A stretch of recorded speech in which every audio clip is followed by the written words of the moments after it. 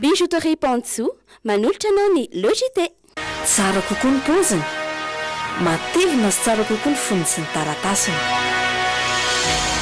Dans la vie, il y a les premiers et il y a les autres. Irana avokoa ny ankohonana miaraka amin'ny Sparkle, fijery Logité. Sparkle vaovao, mira-mirandava ny ankohonana. Chic et Fabiola, la référence de la mode africaine, manolotra anao, Logité. Total vous présente le JT. Chez Total, on en fera toujours plus pour vous. Spaghetti Primo, vita amin'ny vary mazava voafantina. Sady vaovao, tsara no tsy miray. Spaghetti Primo, manolotra anao ny Logité. Telma, safidiko numéro 1 malagasy, manolotra ho anao.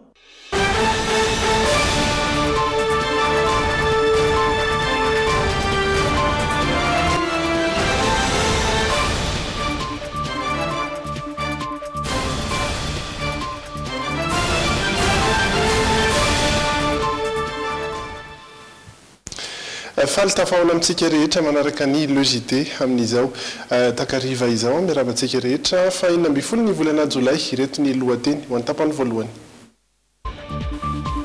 Tontolon'ny fifamoivoizana dia amaivana ny olan'ny fitohanan'ny fifamoivoizana ny fanamboarana ny rokady vaovao no entina amana izay olana izay rokady vaovao izay mare masay amin'ny bypass eo anivon'ny lalam-pirenena faharoa. Fa ny gadona ny ariva teo tao Frantsa ireo ekipa-pirenena frantsay marobe araka izany ireo mpankafy efa niandry azy ireo. Tafapetraka androany ny vigian'ny polisy eny Tsiadana. Tsapany anivon'ny UNICEF mbola tsy voaja ny zon'ny zaza eto Madagasikara misy araka izany ny ezaka efa tanterahana amin'izao fotoana izao. Fa banga iray indray ny mpikambana eo anivon'ny antenimieram-pirenena amin'izao fotoana izao mindosy ny fahafatesana omalina sy ny solombavambahoaka ny vanga indrano Constance Zafimily. Anterina ny araba tompoko kilasy tompoko vavy ary manasanao anaraka hatramin'ny farany Logité. Izay ny lohateny ho an'ny tapany voalohany. Ao anatin'ny tapany faharoa isika iresaka betsaka ny lalao baolina kitra ny fiadinan'ny tompon-daka eran-tany ao anatin'ny ID Sport misy ihany koa ny oyanao sy ny hafakely izay mbola iresaka ihany koa an'izay baolina kitra izay Rajao tsara farany miaraka amintsika ao anatin'ny mitenteny foana. Tapany voalohany ary hitondranay sy miora miaron-jatovo ireo vaovao maro samihafa. Paperline, le choix de votre succès. Vibrez au rythme des couleurs Orlac. Trouvez Orlac partout à Madagascar. Ny lokon'ny vaovao miaraka amin'ny Orlac.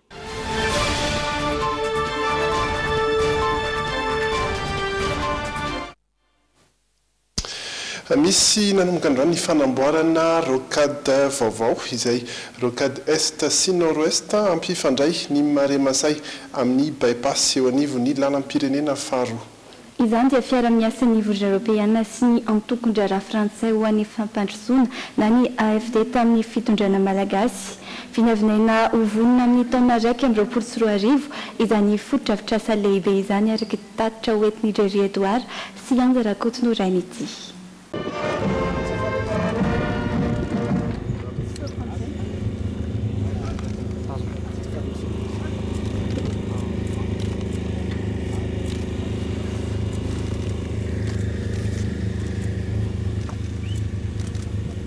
Zao zany voasoratra eto amin'izao takelaka izao voici ce qui est écrit sur cette plaque commémorative de lancement des travaux de construction de la prolongation de la rocade urbaine.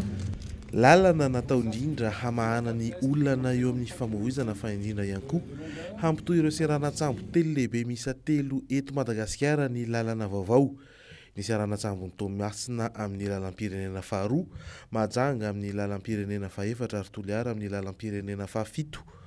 Efa tamin'ny fiandohan'ny taona 2000 no efa naminavina ny tokony hantarana ny lalana rehetra teto Andrenivohitra ireo mpikaroka. Les premiers tronçons ont été réalisés entre 2003 et 2006 avec la construction du bypass où nous nous trouvons aujourd'hui sur financement du Japon et la construction de la rocade du Marais Marseille grâce à un financement de la France. Mais jusqu'à ce jour, les deux tronçons ne sont pas encore raccordés entre eux et ne peuvent donc pas jouer pleinement leur rôle.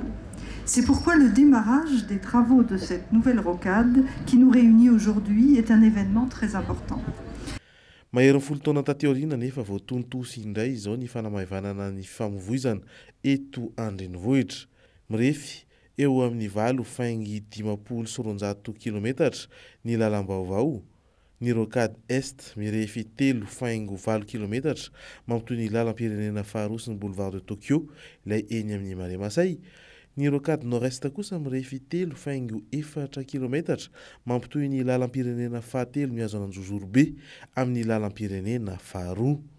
Tsy ambambambana ny teneniko fa tsy zanaka kalafa ny faritra Analamanga. Be dia be ny zavatra vita eto amin'ny faritra Analamanga raha tsy resaka ny rocade na ataontsika hoe ilay lalana manodidina ny Antananarivo renivohitra ity fotsiny sika dia fa anala fahasahiranana be dia be ny fiainana eto amin'ity Antananarivo ity zany. Mahery ny 80 tapitrisa euro teo eo ny tetibin'ity foto-drafitrasa vaovao ity ary vinavinaina ho vita amin'ny volana janoary 1,24 izany hoe aharitra 2,30 volana eo ny asa. Fiara-miasa teo amin'ny fitondram-panjakana malagasy sy ny vondrona Europeanina, ny Banque Europeanina ho an'ny famatsim-bola na ny BEI ary ny antonkondrara frantsay ho an'ny fampandrosoana na ny AFD. Ny BEI nitondra 7,20 tapitrisa euro izany hoe niantoka ny 5,40 ny famatsim-bola. Ny AFD 4,20 tapitrisa euro izany hoe ny 7,30 ny famatsim-bola ary ny vondrona Europeanina 5 tapitrisa euro ny 900 ny famatsim-bola zany ary teo ny fanjakana malagasy miampy ny ampahany amin'ny famatsim-bola ny AFD mitentina 5,4 tapitrisa euro izany hoe 900 ny famatsim-bola rehetra. Lalana dia mampifandray ny vahoaka, manamora ny famezivezen'ny olona, manamora ihany koa ny fivezivezen'ny entana. Zao zany tsika dia manarina an'izany, manitsy an'izany ho an'ny tombotsoan'ny vahoaka ka dia zao ho afaka izany, afaka fotoana vitsivitsy. Tafiditra amin'ny vina fisandratana 320 ny fananganana foto-drafitrasa fototra tahaka izao hoy ny filoham-pirenena Rajoanary Mampianina. Raha tokana ampifandraisy serana an-tsampotely lehibe dia tsy no adinoina ny sosialim-bahoaka satria ahitana fiantsonan'ny taksi be, tobo-toerana ho an'ny rano fisotro madio sy toerana fidiovana, lalana ho an'ny bisikileta ary ho an'ny mpandeha tongotra ity foto-drafitrasa vaovao ity. Asa mijery lavitra, asa tsara, asa moderna manaraka ny teknôlôjia vaovao ary ny fenitra iraisam-pirenena ny fanamboarana ny lalana zay ataontsika eto topoklasy topovavy. Ka raha izao tazantsika izao dia mbola ohatran'ny tany foana no tazantsika mametoky anao aho fa afaka rotaona na mihoatra kelin'izany ho lalana mahafinaritra isitrahanareo mate hijery, mate hoti, mate handeha, zany lalana zay amboarintsika ary ianao no sitraka an'izany topoklahy sy topovavy. Mitraivo ny filoha Rajoanary Mampianina ihany koa fa efa andalana ny fanamboarana ny lalana tsara soatra Ivato. Antenaina araka izany fa hanova ny endriky ny tanàna Antananarivo ny fisian'ireo lalana vaovao ireo afaka fotoana vitsivitsy.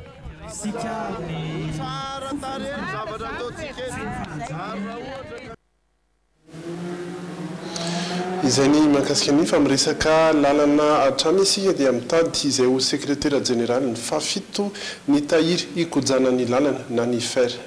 Ny sekretera jeneraly izay tantana ny fampandehanan-draharaha rehetra eo anivon'ny rafitra izay mandritra ny 3 taona. Ny filan-kevitry ny minisitra kosa no amoaka izay heveriny ho manana ny toetoetra sy fepetra araka ny masivana rehetra no takiana. Nanao ny fanadina mahakasika izay Renandre Malala sy Zora Andriatsalama.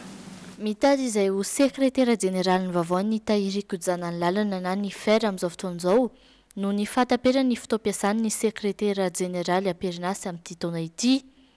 Ny fer izay mamatsy vola ny resaka fanamboaran-dalana ary napetraka nanomboka tamin'ny taona 7 sy 790 tamin'ilay lalàna 7 tsipika 530. Eo ambany fiahiany ny ministeran'ny vola sy ny fitantanam-bola sy ny ministeran'ny asa vaventy ny fer. Mizara roa mazava tsara ny fitantanana ny rafitra, eo ny filan-kevitry ny fanorona sy ny fikojana ny lalana amin'ny ankapobeny na ny COER. Eo ihany koa ny sekretariat généraly izay ialoavany sekretera généraly. Amin'izao fotoana izao misy ny antso ataon'izy ireo 5 ny toeran'ny sekretera généraly. Ao anatin'ny 3 taona izy io no hiasa araky ny lalàna momba ny tahiry ikojanan'ny lalana. Olona 530 hatramin'ny 450 taona no tadiavina tetra tamin'ny Malagasy ary manana ny mari-pahaizana bac+5 tamin'ny lalam-piofanana toe-karena, fitantanana, management na ihany koa ny ingénieura no tadiavan'ny rafitra. Anisan'ny notsindrin'izy ireo ny tokony nahafahan'ny candidat ny asa 10 taona farafahakeliny teo amin'ny resaka fitantanana ambony na ny cadre dirigeant.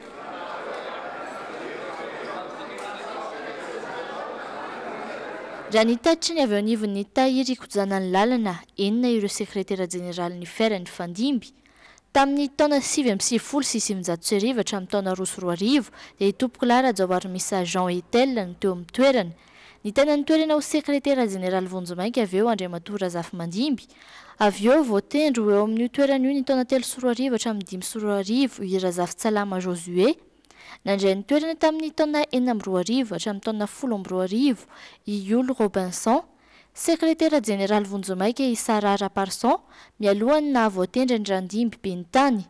Marina fa ny filakevitry ny ministra no manendry ny sekretera général ny fer amin'ny alalan'ny didim-panjakana. Ny filakevim-pitantanana kosa no mifidy ireo kandidat 3 tsara indrindra ary ireo ministera piano mifidy iray amin'ireo 3 ireo.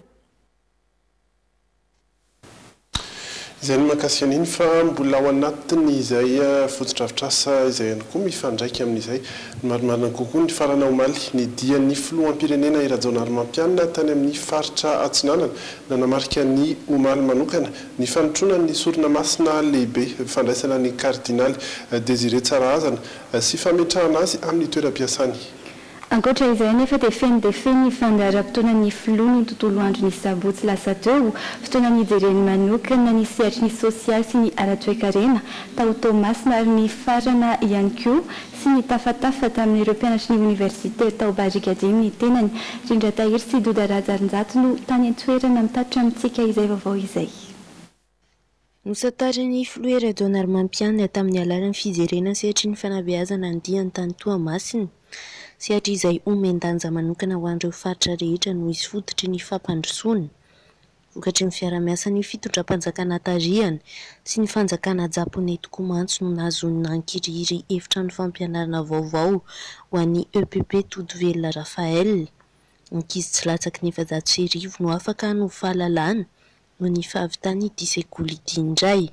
Satria na dia ao anatin'ny sarotra azy dia manampy antsika ny fanjakana japonais. Tompo kilasy tompivavy tsy tonga ho azy akory matoa teto ankiriry no nanaovana azy fotodrafitrasa lehibe zao satria ny fitondram-panjakana dia te hitodika amin'ny vahoaka maro an'izy amin'ny toerana zay tena mila an'izany hitondra fahazava-tsaina ho an'ny mpianatra, ho an'ny vahoaka, ho an'ny tanora izao fotodrafitrasa izao fa eo amin'ny lafiny fampandrosoana na eo aran'ny fifidianana ny fampandrosoana amin'ny firenena tompokilasy tompivavy dia tena mbola mitohy ny fampandrosoana ara-toe-karena ny firenentsika ary zany mahatonga mivofoana fa mila mampandroso isika matogavantsika amin'ny tena fisandratan'ny firenena. Ianareto Tomasina anisan'ny faritra anankiray tena hitorana fampandrosoana saingy izao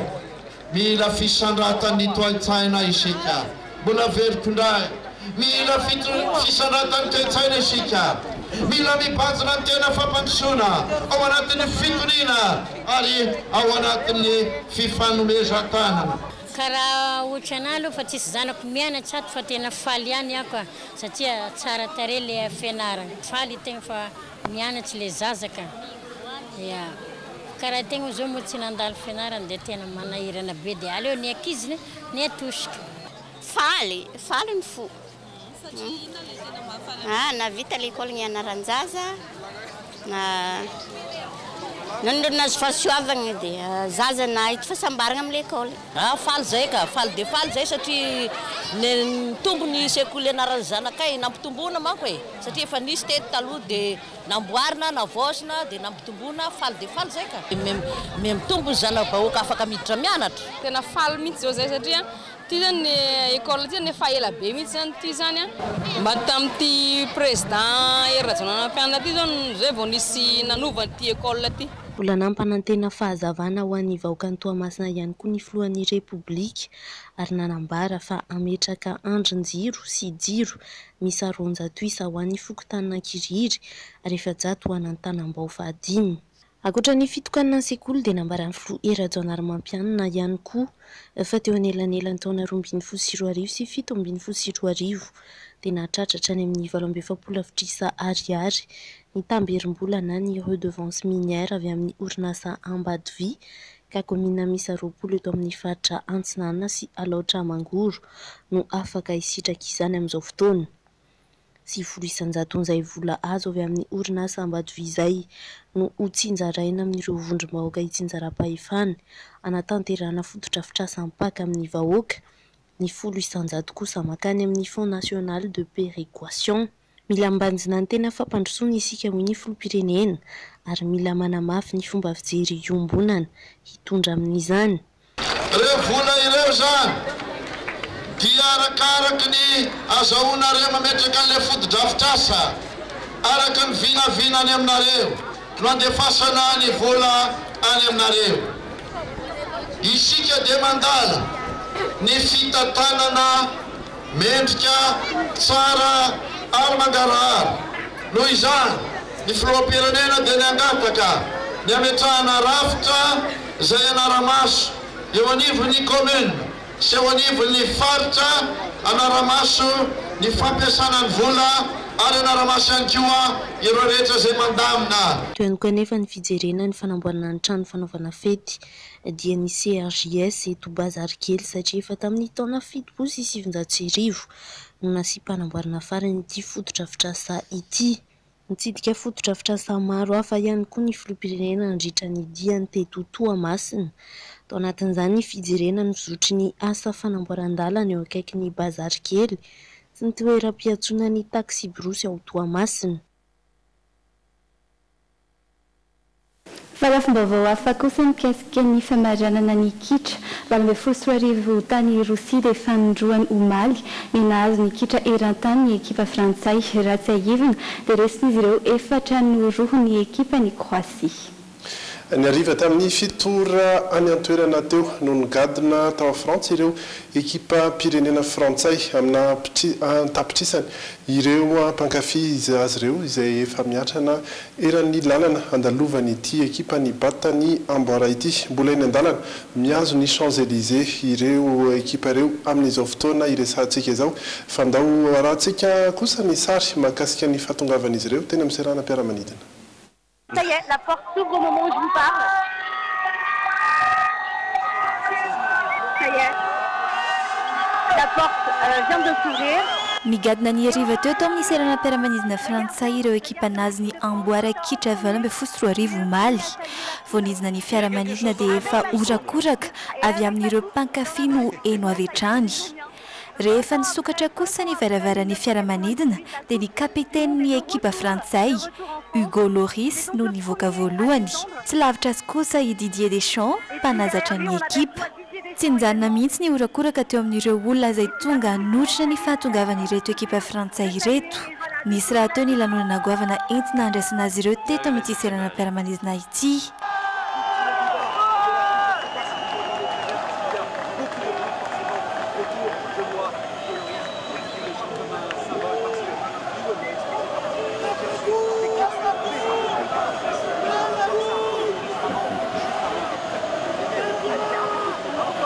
Etsekilan'izay efa maro ihany koa ireo mpankafy ny antra na eran'ny lalana izay fantatra fa handalovana ireto ekipa na resy ireto ary efa manalina ireo olona miandry azy ireo eny amin'ny Champs-Élysées.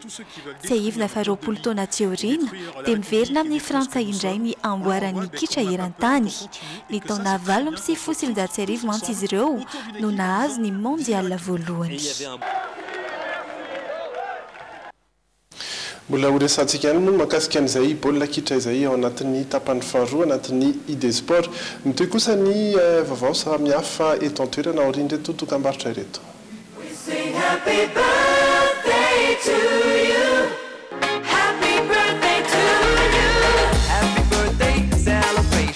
Party night, could feel the vibration. Lights are bright, we're feeling alright. We're dancing till the morning.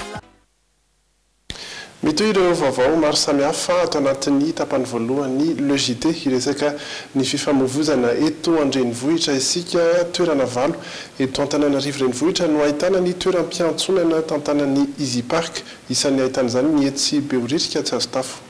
Saingy manoatra ny fametrahana izany ny mponina eny an-toerana araka ny fanehoan-kevitra izy ireo androany. Raha namazava kosa nefa ny tompona andraikitry ny Easy Park dia milaza fa endrika fanjikan-dalàna ny fiantsonana amina toerana tsy voafaritra manokana ho amin'izany. Nanomboka tamin'ny herinandro ambony, tsikaritry ny mponina ato anatin'ny fokontany Beoririka tsy azo tafo fa misy ny asa fametrahana ho rotateur miisa roa. Milaza ho tsy mankasitraka ny tetika asa ny fizy ireo, indrindra fa ny saram-piantsonana tsy maintsy aloha rehefa mampiasa ny parking tantanin'ny Easy Park. Le tsekeny amin'le Easy Park zany dia le fameraperana ny parking sy ny emplacement eto aminay. Ny solika efa miakatra, vidim-bary efa miakatra vao maika fa mbola isan'izany zavatra ilain'ny Easy Park zany efa tsy zakan-tserany ena intsony zany zavatra ny ho an'ny mponina eto. Teto zany ny géréan'ny fipetrahan'ny tomobila teto dia izay mpiara-monina ihany ny fandamina teto. Beoririka, Antanimena, Analakely, Tsaralalàna, Antsahavola, Ambatomena, Antaninarenina ary Ambatonakanga. Ireo hatreto ny toerana ahitana ny toeram-piantsonana iarahan'ny Easy Park miasa amin'ny komina Antananarivo renivohitra. Raha ny fanazavan'ny tompona andraikitra, endrika fanjikan-dalàna ny fiantsonana amina toerana tsy voasoritra manokana ho amin'izany. Zavatra izay tokony ho resana sy ho fantatry ny mpampiasa parking zany raha iantsona izy dia anatina markazo sol miloko fotsifotsy no natao an'ny olona rehetrarehetra. Mety misy markazo sol hafa eny, mety misy miloko mavo. Reny misy ohatra hoe taxi ohatra dia natokana ho an'ny taxi, izany hoe tsy tokony antsonan'ny mpampiasa fiara hafa ankoatra ny taxi zany izy. Mety misy eny hoe livraison dia natao an'ny mpanao livraison reny. Mety misy eny hoe sauf passe dia reny toeran-dreny natao an'ilay fiara izay afaka manana carte passe. Ny ivelan'ny marquage zany dia tsy tokony iantsonana. Voafaritra ho 560 ariary ny vola aloha raha toka naharitra 30 minitra ny fiantsonan'ny fiara amin'ny parking tantanin'ny Easy Park. 570 ariary kosa izany raha mandritra ny adiny iray sasany, izany hoe 500 ariary isaky ny adiny iray ny sandam-piantsonana eto Antananarivo renivohitra. Raha toka mahatratra 940 euro na manodidina ny 5,000 sy 9 ariary vola gasy ny adiny 3 any Paris, izany hoe mananika ny 2 ariary eo ny sandam-piantsonana aloha ao anatin'ny adiny iray. Fatafatsangana kosa ny vigie de police efa 10 eny tsy adana. Mifandrin-dalana amin'izay ihany koa ny nametrahana ny vatofotry ny poste de police avancé eny Anjoany Mandroseza izany natao fanatanterana ny fanambina petraky ny polisy pirenena dia ny anakaiky hatrany vahoaka amin'ny alalan'ny fandrakofana ny faritra rehetra. Taorian'Ambohipo, Lahaotoville, Mahazoarivo ary Ambolokandrina tafapetraka ihany koa ny vigie de police vadimy eto tsy adana ato anatin'ny farim-piadidiny ny boriboritany faharoa. Tafiditra ao anatin'ny vina sy paikadin'ny polisy pirenena ny fotodrafitrasa tahaka izao ahafahana misoroka mialoha ireo trangana fanjikan-dalàna mety iseho eny fotony ka azo antoka fa ho malaky kokoa ny fandraisana andraikitra amin'ny alalan'ny fanakekezana ny vahoaka. Ny fametrahana vigie de police moa dia fahafantarana ny poli dia ny fanatanterahana ny politika ankapobeny ministera filaminam-bahoaka dia ny polisy manakaiky ny vahoaka na ilay antsona amin'ny teny vahiny hoe police de proximité izany. Mifandrina amin'ireo lara-pahamena rapolena matao ministre filaminam-bahoaka tokoa izao dia ny fametrahana ny filamina manerana ny nosy amin'ny alalan'ny fandrakofana amin'ny faritra stratezika rehetra sy ny fametrahana polisy hita maso. Mifanindran-dalana amin'ny fananganana ny vigie de police eny tsy adana ihany koa ny fametrahana ny poste de police avancé vaovao ety Andohany Mandroseza. Misy ny faniriana izay miainga avy amin'ny fokon'olona na ny vahoaka amin'ny hananganana an'io poste de police avancé io eton'ny mandroseza ny antony a na dia ny ametraka fitoriana aza tokoa dia manahirana izany satria sady lavitra dia indraindray moa dia ekena fotsiny ny tsy filaminana sy ny fiainana izay korontany dia ny an'io fiarahamonina noho izay fahalainana noho ny fahalavirany komisaria izay. Zava-dehibe eo amin'ny ady amin'ny tsy fandriam-pahalemana ny fiaraha-miasa amin'ny vahoaka indrindra amin'ny lafin'ny fanomezana loharanom-baovao hoy kosa ny commissaire central misana Antananarivo renivohitra. Eo amin'ny sehatra ny fampianarana taorian'ny antsoavy nataon'ireo mpampianatra avy ao amin'ny appel na association des professeurs des écoles libres de Madagascar dia marobe ireo mpanabe tonga namaly ny antson'izy ireo. Ireo mpanabe ireo izay vonany ampianatra maimaim-poana ireo ankizy hiatrika ny fanadinam-panjakana misy araka izany ny fankakevitra sy fampahafantarana mahakasika ny fanaterahana ny cours maimaim-poana ho an'ireo mpianatra amin'ny sekolim-panjakana izay hiatrika ny fanadinana. Ny alarobia izao moa raha tsy ahivina no anomboany izay fampianarana maimaim-poana izay eto an-drenivohitra sy any amin'ireo faritra misy ny fitokonan'ireo mpampianatra. Fa ho any amin'ny faritra vakinankaratra indray kosa isika resaka ny zon'ny zaza eto Madagasikara. Eo amin'ny lafiny maro no mbola ahitana izay hoe tsy misitraka ny zon'ny zaza malagasy amin'izao fotoana izao hoy ny nambaran'ny UNICEF misy ary amin'izao fotoana izao ary nanome fiofanana ireo mpanao gazety misehatra amin'ireo zaza eo amin'ny fikirakirana ny vaovaony eo anivon'ny UNICEF.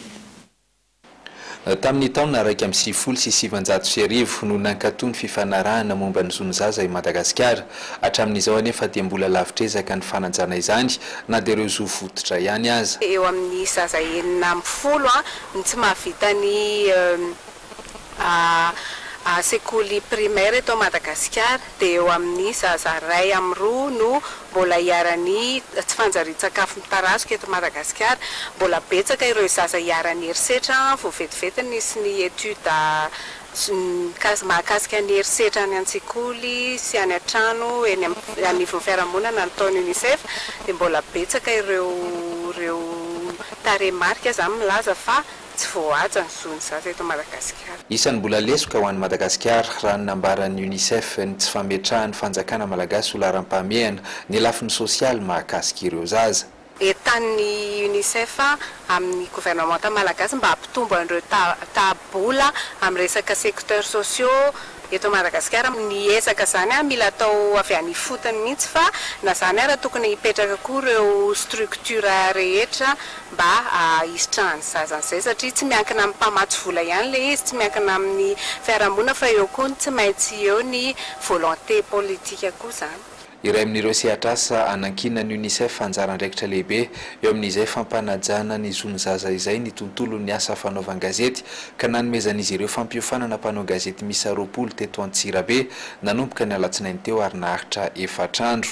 Mpanao gazety isan'ny singa iray entina hampiroboroboana izay zon'ny ankizy izay dia mpanao gazety afaka atao ihany koa namany ankizy zany hoe izy ireo no mitondra ny feon'ireo izay tsy manam-peo zany mba hitenenany zareo. Matetika nefa fantatritsika fa ny ankizy ny tsy manam-peo eo anivon'ny fiarahamonina. Ny zavatra tena azony tsapahitanana tato anatin'ny 4 andro dia ny fahafantarana misimisy kokoa ny CDE na ny ataontsika hoe lalàna fototra ny feny ny zoan'ny ankizy zany dia atao anatin'izay ny ahafantarana ny resaka teknika hoe ahoana ny fomba anatsarana n'izay fandrakofana na ny hoe couverture rehefa hoe manao reportage zany na manao fandarana mahakasika ny zon'ny ankizy sy ny tontolon'ny ankizy zay. Mbola isy mpanao gazety 20 hafa aorian'ity andiany voalohany ity tsy haivina fa efa nanome fampiofanana sehatr'asa hafa ihany koa ny UNICEF ho amin'izay fampanjakana ny zon'ny zaza izay toy ny mpitandro filaminana sy ireo mpisehatra eo amin'ny fizahantany. Mbola ao anatin'ny vaninandro ririnina isika amin'izao fotoana izao ary dia mitohy noho izany ny fanaovana ny didy poitra faobe izay ataon'ireo fikambanana samihafa. Ny farany herinandro teo zazakely miisa 20 indray no vita soavana teto ny komina Karobaty sy ny manodidina. Vokatry ny fiara-miasan'ny komina tamin'ny fikambanana mpanao asa soa iray.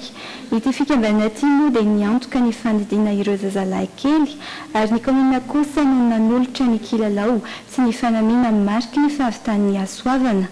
ho fitsinjovana manokana ireo ray aman-dreny izay no antony nikarakarana ny hetsika izay samba no misy izany teo amin'ny commune raha nambarany be ny tanàna tany toerana. Fa banga irandray ny mpikambana eo anivony anteny miram-pirenena amin'izao fotoana izao. Nindosy ny fahafatesana omaly teo amin'ny faharoa ambinipolo taonany ny solombavam-bahoaka ny Vanga Indrano Zafimily Constance voafity tamin'ny anarany antoko leader tany ampamonjena lanonana tamin'ny fampihavanana ny foko Betsileo sy Antesaka tany farafangana izy no nindosy ny fahafatesana raha ny vaovao ray raha ny fanazavana dia fahatapahany lalandra no antony izao fahalasana izao. Ity solombavam-bahoaka ity izay ny tanàn-draikitra lehibe teo anivony anteny miram-pirenena amin'ny mafy lohan'ny voamerany vola sy ny fitantanam-bola azy izay eto amin'ny Dreaming dia mirary fihinana feno ho an'ny fianakaviana sy ireo akaiky azy rehetra. Fa toerana iray ny fanotofana ny teny amin'ny la gastronomie pizza omaly raha ny teny Analakely manokana izay nandalovan'ny mpanao gazety ny Dreaming. Amin'ny ankapobeny nahafapo ireo mpanjifa ny sakafo izay narosy rehetra ary mikatsaka hatrany ny fanatsarana ny tolotra ny orinasa amin'izao fotoana izao. Ilaharana ny mividy sakafo eto amin'ny la gastronomie pizza manaraka izay onjy izay ihany koa ny any an-dakozia tanjona eto ny hanomezana fahafam-po be indrindra ho an'ireo mpanjifa. Ninam-bary zay, ninana crudité zay, ninana pizza ny ankizy dia afapo ny ankizy moa rehefa hoe na pizza dia mahavantana foana ny gastro. Pizza, salade, hamburger, vary sy laoka mafilotra ery ny ravitoto sy ny henan-kisoa na koa henombo ritra no manin'ireo chef tany an-dakozia voky ary finaritra ireo mpanjifa. Raha le tsirony zany ohatra hoe miavaka noho le hoe mazatra le niverany sy eny tokantrano hoe ravitoto sy henan-kisoa. Eo amin'le ravitoto ara dia hafa mihitsy satria malemy tsara ny an-drareo. Dia tsy hitako tsoa izay anatsarana anazy fa izy efa tsara sady ato koa mahay mandray olona be zareo dia izay mahafinaritra be mahatamana mihitsy. Vanim-potoana ririnina koa izao ary fampitadiavana ny lasopy boeny na tamatava raha mihinan-kisoa matsiarotsiaro ny any aminy reto tanora reto raha nanontaniana ny fahitan'ny sakafo nohaniny. Zay zao nakasopy tamatavy zany dia hitako tsara ilay izy hitako mitovitovy eo na tamatavy ihany ilay tsiro satria avy tamatavy koa moa zany tena dia izay tena matsiro ka tena matsiro tsara. Tsara ilay tsirony ka sady afapo tsara ny client. Ny mahasaf ny nalo zany le hitako hoe le propriété hitako hoe le kalitao ampiasain'zareo koa zany mipetrapetraka tsara dia za koa zany plus fragile koa amin'ny resaka sakafo dia zay no mahatonga za hoe aleoko za mandeha aty zany mandeha misakafo zay fotsiny. Matsiro be le salade. Traikefa sy filofosana no ambadika izao raha ny fanazavan'ny chef Mbinina mahatoky sy afapo ireo mpanjifa ka izay hatrany no ataon'izy ireo vaindondra raha. Tafita tany amin'ny olona zany le fanatsarana dia tonga marobe ny olona na izany ary nefany rehefa mandray olona marobe sala amin'izao tsy maintsy misy ny olona tsy afapo na olona mahazo zavatra ratsy zany satria tan'olombelona no manao an'le sakafo zany. Fa ny etaniko fotsiny zany raha sendra misy zay eo no dia solonay zany raha miteny le olona solonay zany le zavatra ratsy na ahitsinay satria nahoana reny olona reny ny tena client fidèle aminay matoa izy milaza le zavatra tsy mety zany anamboaranay azy. Fa raha ohatra kosa hoe any amin'ny toerana hafa no miteny any amina aina manjery hafa na any amin'ny serasera amin'ny réseaux sociaux na sala amin'izany manjary miay azy sao dia hoe tsy tena kritika marina izy fa lasa ohatrany hoe olona tsy fantatra zany le olona miteny fa rehefa mandalo amin'ny point de vente-nay ianao dia miteny anao dia hatsarainay. Samy mitovy avokoa ny fomba fiasa any amin'ireo la gastronomie pizza manerana ny Madagasikara. Izany dia fahafapo ny fanjifa hatrany. Izay no azona tolotra atao anatin'ny tapany voalohany le JT mbola mitoetra any isika ao anatin'ny tapany faharoa indray ireto ny lohateny. Mpanabetsaka ny ireo nanamarika ny fianarana ny kitra valo ambin'ny folo sy roa arivo tany Rosia ny idée sportsika mity androany ity. Tsy lavitra fa mifandray indrindra amin'izay baolina kitra izay no ianao antsika androany nanontaniana ireo sendra ny fandraisam-pony le JT hoe iza no kapiteny ny ekipa pirenena frantsay. Ny ny fihetsika nataon'ny filoha frantsay Emmanuel Macron sy ny filoha kroaty Kolinda ary ireo sary nanamarika ny famarana ny kitra 24 hatrany tany Rosia loarahantsika anatin'ny hafakely. Dia mbola manasana ohatrany ary izahay tsy saraka aminay ao anatin'ireo tapany faharoa ireo ary Rizatahina sy tsara fara no hiaraka aminao ny olitra izany izao kosa no mametraka ny veloma mandra-pitafa indray.